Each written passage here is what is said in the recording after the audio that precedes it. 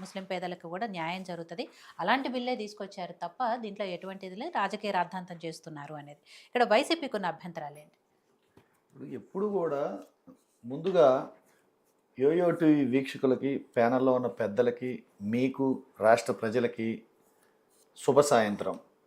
అట్లానే బెట్టింగ్ యాప్లు నిర్వహించటం, వాటికి ప్రమోషన్లు ఇవ్వటం, ఆ బెట్టింగ్ యాప్లు వాడడం సమాజానికి విచ్ఛిన్నకరం, కుటుంబ విచ్ఛిన్నకరం, ప్రాణాంతకం. దయచేసి బెట్టింగ్ యాప్లు, లోన్ యాప్లు ఇలాంటివి ఎవరు వాడొద్దనేది నా విన్నపం. మీ టీవీ ద్వారా అందరికి చెప్పాలనుకున్నాను. ఇక విషయానికి వస్తే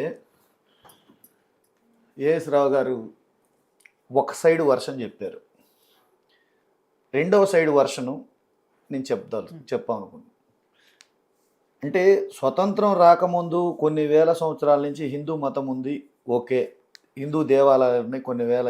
ఇప్పుడు వక్ఫ్ బోర్డు భూములు ఎలా అవుతాయి, అవి ఎలా అవుతాయి అనే దానికి ఒక చిన్న రీజన్ ఏంటంటే, ఇంతకుముందు ప్రజాస్వామ్య దేశం కాదు మంది.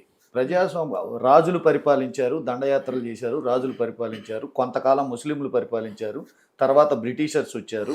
ఈ బ్రిటిషర్స్ వచ్చి, ముస్లింలు వచ్చి రాజులు పరిపాలన చేసినప్పుడు అప్పుడు దండయాత్రల ద్వారా ఆక్రమించుకోవడం అనేది యుద్ధనీతి. అది ఆక్రమించుకోవడం అట్లా అంతకు పురాతన హిందూ దేశం అయి ఉండి ఆక్రమించుకొని జరిగిన తర్వాత క్రిస్టియానిటీ, బ్రిటిషర్స్ వచ్చి జరిగిన తర్వాత మనకు తర్వాత ప్రజాస్వామ్యం వచ్చింది. స్వతంత్ర పోరాటం తర్వాత ప్రజాస్వామ్యం వచ్చింది. ప్రజాస్వామ్యం వచ్చిన తర్వాత ప్రజాస్వామ్యబద్ధంగా పార్లమెంట్లో ఇలానే చట్టాలు చేసి మనం వక్ఫ్ బోర్డు బిల్లు అనేది అక్కడ పెట్టి దానికి ఒక ఇది కేటాయించాం. ఇప్పుడు సవరణ చేశారు వీళ్ళు. సవరణలో వీళ్ళు అనేది ఏంటంటే, ముస్లింలకు ఎక్కడ అన్యాయం జరిగింది, ముస్లింల పేదలకు న్యాయం జరుగుతుంది, ఇవన్నీ అనేది వాళ్ళ వర్షం వాళ్ళు చెప్తున్నారు. మేమేమంటామంటే, ప్రజాస్వామ్య దేశంలో ఈ మంది సెక్యులర్ ఆధారంగా ఏర్పడిన రాజ్యాంగం మంది. అన్ని మతాల వాళ్ళు, అన్ని కులాల వాళ్ళు భారతదేశంలో సమానంగా బతికే దేశం మనది. ప్రపంచంలోనే మన దేశానికి ఈ పరంగా ఒక గొప్ప పేరుంది.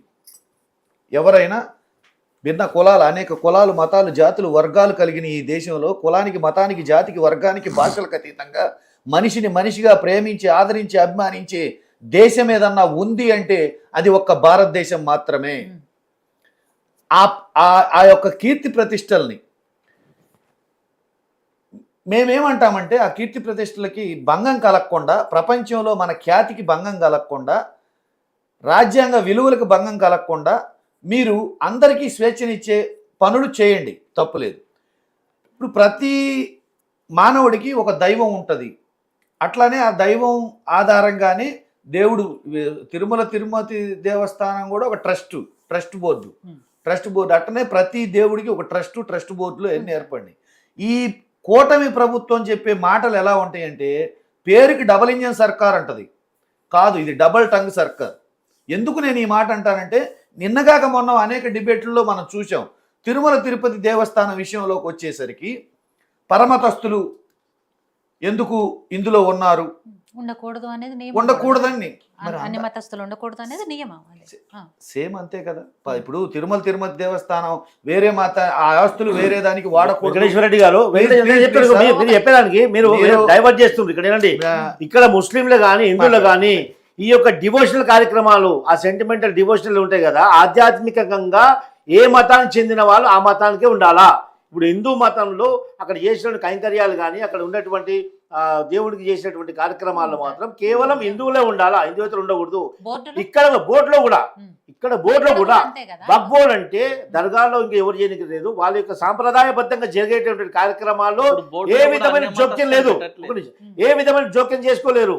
కాకపోతే వక్ఫ్ బోర్డు అంటే అడ్మినిస్ట్రేటివ్ డిపార్ట్మెంట్. అది అడ్మినిస్ట్రేటివ్ డిపార్ట్మెంట్ లో ఎవరైనా ఉండొచ్చు. ఎందుకంటే ఎందుకు పెడుతున్నామంటే, ఇక్కడ కూడా అడ్మినిస్ట్రేటివ్ బోర్డు ఒకటి ఉంటది కదా, ఉంటది. మరి దాంట్లో ఉంటున్నారా అన్ని మతస్థులు? ఉంటారు, చాలా మంది ఉన్నారు. ఉన్నారా అడ్మినిస్ట్రేటివ్ బోర్డులో, టీటీడీ అడ్మినిస్ట్రేటివ్ బోర్డులో చాలా మంది ఉంటారు. ఇక్కడ కూడా కేవలం వార మతస్థుల్ని అందులో పెట్టడం వల్ల ఈ అవకతవకలు జరిగినాయి, ఈ యొక్క లాక్కోవడము, ఈ కబ్జాలు చేయడం జరిగినాయి. కాబట్టి అన్య మతస్థుల ఇంటర్ఫియరెన్స్ కంపల్సరీ అని చెప్పేసి ఇప్పుడు వక్తులు సవరణ చేశారు. వాళ్ళ స్వేచ్ఛ ఎక్కడ హరించలేదు. ఒక్క నిమిషం, ఆయన వెంకటేశ్వర రెడ్డి గారు ఎంతసేపు మాట్లాడతారో మాట్లాడిన తర్వాత కంప్లీట్ ఇప్పుడు అయిన తర్వాత అదే నాకు వెంకటేశ్వర రెడ్డి గారు అప్పుడే ఏమంటారంటే మాట్లాడతారు. వాళ్ళ అప్పుడే మతపరంగా మాట్లాడతారు. స్వేచ్ఛ హరిస్తున్నారని చెప్పారు కదా, మతపరంగా స్వేచ్ఛ ఎవరిది హరించలేరు. ఇలా ఇప్పుడే కనపడుతుంది కదా, యేసురావు గారు, ఆయన వాళ్ళ తరపున మాట్లాడటానికే మీరు ఎలవ్ చేయలేదు. ఒక వర్షన్ అండి. ఆయన వాళ్ళ తరపున మాట్లాడటానికే మీరు ఎలవ్ చేయలేదు. నాణ్యానికి ఒకవైపు మాత్రమే చెప్పారు, రెండో వైపు నేను చెప్తాను. ఆయన చెప్పనివ్వండి, మొత్తం చెప్పిన తర్వాత మనం మాట్లాడతాం. ఇప్పుడు ఇంటరప్షన్ ఎక్కడ, ఇక్కడ ఏమవుతుంది, కేవలం ఈ మతాలు కులాలను అడ్డం పెట్టుకొని కాన్స్టిట్యూషన్ పక్కన పెట్టి, రాజ్యాంగ విలువలను పక్కన పెట్టి, దేశానికి ఉన్న ప్రతిష్టను పక్కన పెట్టి, కేవలం ఒక మతాధిపత్యం ద్వారా ఈ మత దేశం చేయాలని చెప్పేసి చూస్తుంది ఎన్డీఏ కూటమి. నేను క్లియర్గా ఏం చెప్తున్నాను, ప్రతి వ్యక్తికి ఒక దైవం ఉంటుంది, ఒక దేవుడు ఉంటాడు, ఎవరి మతం వాళ్ళకు ఉంటుంది. ఎవరి మతం వాళ్ళకు ఉన్నప్పుడు ప్రతి మతానికి స్వేచ్ఛ ఉందని భారతదేశంలో మనం చెప్పుకుంటున్నప్పుడు, కాన్స్టిట్యూషన్కి మన భారత రాజ్యాంగానికి మనం విలువ ఇస్తున్నప్పుడు ఆ విలువల ప్రకారం మనం పనిచేయాల్సి ఉంటుంది. నిన్నగాక మొన్న ఇదే ఎన్డీఏ కూటమి తిరుమల తిరుపతి దేవస్థానంలో ఇక్కడ ఎవరు పనిచేయడానికి లేదు, తిరుమల తిరుపతి దేవస్థానం ఆస్తులు ఎవరికి పంచడానికి లేదు, దీనికి ఎండోమెంటల్ బోర్డు ఎందుకు, అసలు మాకు సపరేట్గా సనాతన ధర్మం బోర్డు ఏర్పాటు చేయండి, ఈ వెంకటేశ్వర స్వామి ఆదాయం మొత్తాన్ని హిందువులకే ఖర్చు పెట్టండి, హిందువులే ఇందులో పనిచేయాలి అని చెప్పేసి గొంతెత్తి గళమెత్తి మాట్లాడింది. అట్లా ప్రతి కాశీలో ఒక ట్రస్ట్ ఉంది, ప్రతి దేవుడికి ఒక ట్రస్ట్ ఉంది, ప్రతి దేవుడికి ఒక ట్రస్ట్ ఉంది. ఆ ట్రస్ట్ ప్రకారం ఎవరి పని వాళ్ళు చేస్తున్నారు, ఎవరి ఆస్తులు వాళ్ళనే వినియోగించమని చెప్పి చెప్తుంది ఇదే ఎన్డీఏ కూటమి. అదే హిందూ మతంకి వచ్చేసరికి, వెంకటేశ్వర స్వామి దేవస్థానం దగ్గరకు వచ్చేసరికి ఒక పద్ధతి చెప్తుంది. అదే వక్ఫ్ భూముల పద్ధతి వచ్చేసరికి ఒక పద్ధతి చెప్తుంది. ఇది ప్రభుత్వానికి హ్యాండ్ ఓవర్ చేయాలి, వక్ఫ్ బోర్డుకి హక్కులు లేవు అనేది ఒక రక చెప్తుంది. మరి తిరుపతి దేవస్థానం కూడా అంతే మాట్లాడాలి కదా, ప్రభుత్వానికి హ్యాండ్ ఓవర్ చేసే మాట్లాడాలి కదా. వెంకటేశ్వర రెడ్డి గారు, మీరు చెప్పిన విషయం చెప్తాను. ఆగండి సార్, నేను చెప్పనివ్వండి, మాట్లాడాలి కదా. ఇక్కడ ద్వంద్వ వైఖరి పాటించటం కరెక్ట్ కాదంటున్నాం మేము. మీరు ఇదే పద్ధతి అన్ని మతాలకి వర్తింపు చేస్తున్నారా? ఈ చట్టం అన్ని మతాలకి వర్తింపు చేస్తున్నారా? లేదు వక్ఫ్ బోర్డు బిల్లు పేరుతోటి కేవలం మైనార్టీల మీదనే దీన్ని ప్రయోగిస్తున్నారా? తిరుమల తిరుపతి దేవస్థానం సొమ్ము ఎంతమంది హిందూ పేదలకి వేద పాఠశాలలు పెట్టారో చెప్పండి. మీరు ఎంతమందికి మీరు ఆ తిరుమల తిరుపతి దేవస్థానం తోటి ఎంతమందిని ఆదుకున్నారో చెప్పండి. మీరు ఇప్పుడు క్వశ్చన్ చేశారు కదా, వక్ఫ్ బోర్డు భూముల నుంచి మీరు పాఠశాలలు ఎన్ని కట్టారు, దాని ఆదాయం ఏమవుతుందని. అట్లా ప్రతి దేవుడి ట్రస్ట్ గురించి అడగాలి కదా. ప్రతి దేవుడి ట్రస్ట్ గురించి అడిగి మీరు మొత్తం అన్ని గవర్నమెంట్ పరం చేయగలరా? ఈ చట్ట ప్రకారం గవర్నమెంట్ పరం చేయగలరా? మత సామరస్యం పాటించగలరా? పాదయాత్ర రెడ్డి గారు, మీరు ఫస్ట్ నాకంటే ఒక డౌట్ వచ్చింది, దాన్ని క్లారిఫై చేయండి.